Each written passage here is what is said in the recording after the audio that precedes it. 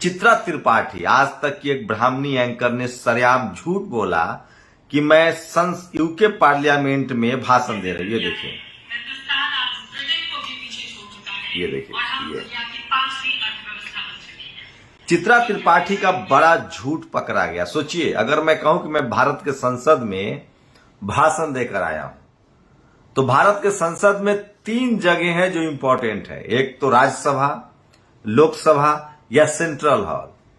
वहां कई कैंटीन है। अब मैं पार्लियामेंट के कैंटीन में जाके भाषण दे आऊं और कहूं कि मैं संसद में दे के आया हूं, तो आपको कैसा लगेगा? चित्रा त्रिपाठी ने यही किया है और ये पोल खोला है दिलीप मंडल ने। सोचिए, ब्रिटेन जाकर मुगलों के दौर की अर्थव्यवस्था की तारीफ कराई भारतीय टीवी एंकर। वैसे यूके की मुख्य संसद नहीं है ये, न तो हाउस ऑफ कॉमन्स है न हाउस ऑफ लॉर्ड्स।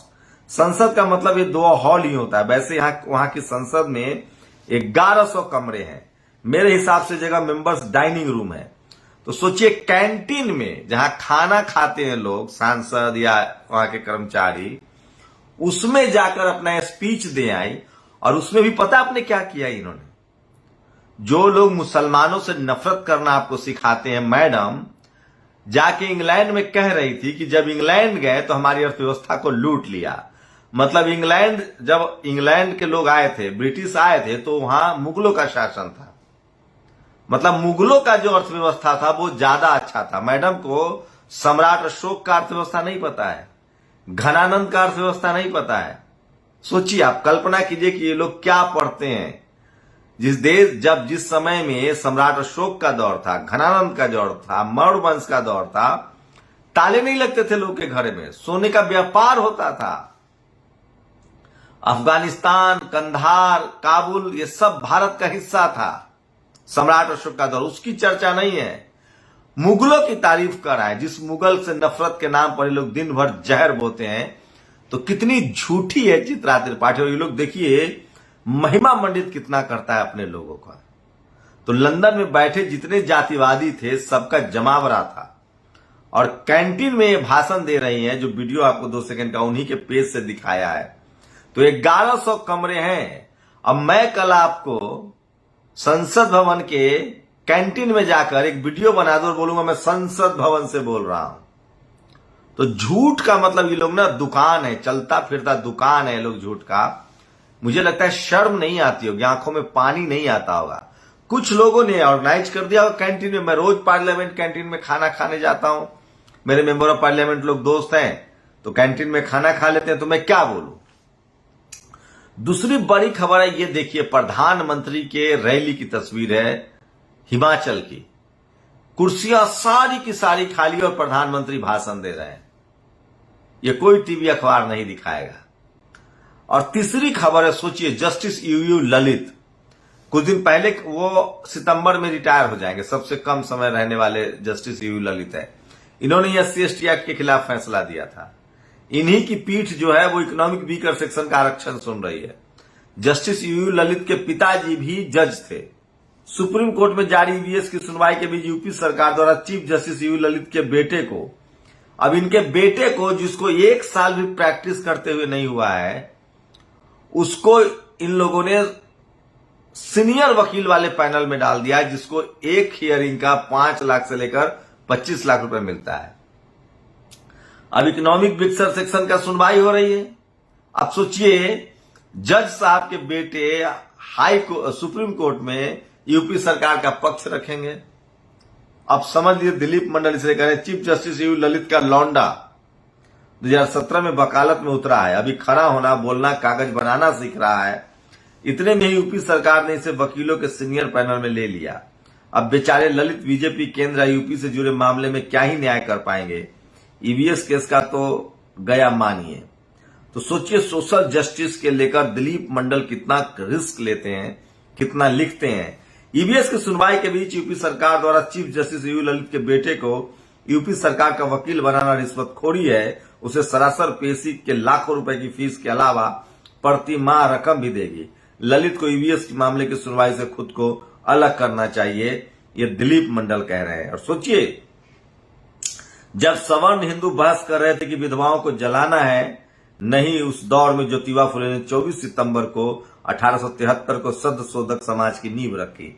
इस संगठन ने सभी जातियों की शिक्षा, खासकर स्त्री शिक्षा, बिना ब्राह्मण बुलाए शादी बालिका। लेकिन इससे भी बड़ी बात मैं आपको बताने जा रहा हूं, ये सोचिए जेपी नड्डा कितना बड़ा झूठा है।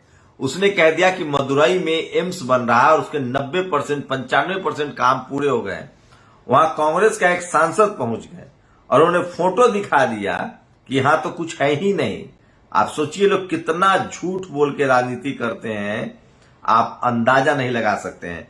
और आज भले समय बीत गया हो, लेकिन एक खबर जो है राजेंद्र प्रसाद सिंह जी ने जो लिखा है, मैं चाहता हूं कि मैं आपको वो पढ़ के सुनाऊं। सोचिए, सत्य शोधक समाज की स्थापना ज्योतिबा फुले ने 24 सितंबर को ही क्यों किया था? छत्रपति शिवाजी महाराज का इतिहास में 24 सितंबर, छत्रपति शिवाजी महाराज का राज्याभिषेक 2 बार हुआ था, पहला 6 जून को और दूसरा 24 सितंबर को। पहला राज्याभिषेक अशुभ था और दूसरा राज्याभिषेक शुभ था। ज्योतिराव फुले को इतिहास की गहरी समझ थी, इसलिए उन्होंने सत्य शोधक समाज की स्थापना 24 सितंबर को की थी। शिवाजी का 24 सितंबर को हुए दूसरे राज्याभिषेक के रहस्य को इतिहासकार आज तक समझ नहीं पाए, उसे फुले बहुत पहले समझ गए थे। शिवाजी महाराज का पहला राज्याभिषेक वैदिक रीति से और दूसरा अवैदिक रीति से हुआ था, जय ज्योति। और अब निजी कंपनियां भी कर सकेंगी अनाज का भंडारण। तो साहब ने तय कर लिया है कि अडानी को नंबर 1 बनाना ही है। और आपको पता है एक खबर, एंटिलिया जो अनिल अंबानी के भाई मुकेश अंबानी का घर है, उसका केस सुप्रीम कोर्ट में चल रहा है। वो एक अनाथालय की जमीन थी, करीम खोजा की जमीन पर मुकेश अंबानी का 27 मंजिला आवास एंटिलिया खड़ा है। वह कभी अनाथालय हुआ करता था, पहले बता चुका। आगे सुनिए, अनाथालय की जमीन मुकेश अंबानी की company Antilia commercial private limited ने 21 करोड़ रुपए में खरीदा था, जबकि उस वक्त उस जमीन की कीमत 150 करोड़ रुपए थी। मतलब ऑल्ट माउंट रोड पर मौजूद बेहद कीमती जमीन मुकेश अंबानी को बेहद सस्ते दाम में मिल गई। अनाथालय चलाने वाला खोजा ट्रस्ट ने मुकेश अंबानी को इतनी महंगी जमीन क्यों इतने कम दाम में बेच दी? यह समझाने की जरूरत नहीं है। जब सिस्टम आपका गुलाम हो तो महज कुछ सालों में दुनिया का दूसरा सबसे अमीर शख्स भी बना जा सकता है। चूंकि वक्फ बोर्ड ने विरोध किया, इसलिए अनाथालय चलाने वाले ट्रस्ट ने मुंबई के चैरिटी कमिश्नर से अनुमति मांगी। चैरिटी कमिश्नर ने चैरिटी दिखाते हुए तुरंत खरीद बिक्री की इजाजत दे दी। जमीन अंबानी की झोली में आ गिरी। जिस वक्त अंबानी ने अनाथालय की जमीन खरीदी, उस वक्त केंद्र में अटल बिहारी वाजपेयी की सरकार थी। प्रमोद महाजन तब पीएमओ और अंबानी के बीच गो बिटवीन हुआ करते थे। प्रमोद महाजन ने अटल बिहारी वाजपेयी से धीरू भाई अंबानी को भारत रत्न देने की सिफारिश की थी। बदले में अंबानी ने भारतीय जनता पार्टी को 100 करोड़ का प्रस्ताव दिया था। बाद में चैरिटी कमिश्नर के इस फैसले में कोर्ट को में भी चुनौती दी गई, लेकिन यह बात हाथ से निकल चुकी थी। मामला फिलहाल सुप्रीम कोर्ट की एक स्पेशल बेंच के पास है। इसी मामले में भारत के अटॉर्नी जनरल वेणुगोपाल हाजिर होना चाहते हैं, लेकिन उनको रोका जा रहा है। तो सोचिए, इस देश में आज एक दलित बीजेपी के दलित नेता के बेटे पर हत्या का आरोप लगा है कि एक उनके रिसेप्शनिस्ट थी, उनसे वेश्यावृत्ति कराने के लिए कहा गया, जो रिपोर्ट्स आ रही है। उसके बाद उन्होंने लड़की की हत्या कर दी। आरोप है, सही भी हो सकता है, आरोप है, लेकिन उसको मारा पीटा गया, पार्टी से निकाल दिया गया, मारा पीटा गया, उसके घर ढा दिए गए, रेस्टोरेंट ढा दिया गया। और वही बिल्किस बानो के हत्यारों को, चूंकि गुजरात में बीजेपी को फायदा होगा और वो ब्राह्मण है, तो उनको बरी कर दिया गया। इसलिए मैं SC ST OBC माइनॉरिटी के लोगों से कहता हूं कि समाज के हितों के लिए लड़ो, नहीं तो जहां भी रहोगे बिना गलती के भी जेल में सड़ा देंगे।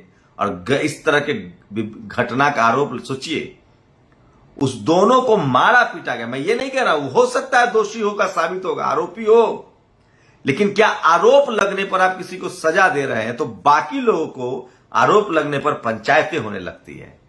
ये समझना पड़ेगा। आज मैं एक झारखंड के पूर्व शिक्षा मंत्री से बात कर रहा था। जिनको 6 लाख रुपए के लिए दोषी ठहरा दिया गया, जबकि वो 3 बार के विधायक हैं। उनकी सीट चली गई।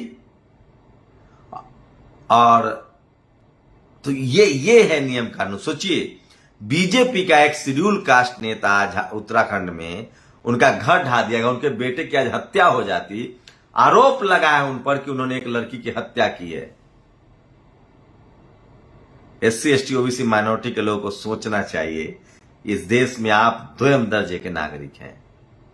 मैं ये नहीं कह रहा हूं, फिर कहेगा मैं डिफेंड नहीं कर रहा हूं, मैं सिर्फ इतना कह रहा हूं कि क्या इसी तरह के फैसले सबके साथ होंगे आरोप लगने पर?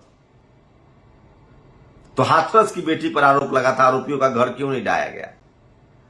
बिल्किस बानो के रेपिस्टों को क्यों बरी कर दिया गया, जिनको सजा मिल चुकी है और उसे बीजेपी सरकार ने सही ठहराया है?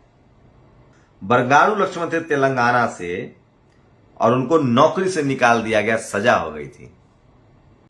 ये हालत है इस देश की। देर रात हमने आपको जगाया, इसके लिए बहुत बहुत माफी चाहता हूं, बट आप लोगों से बात करना बहुत जरूरी रहता है। शुक्रिया।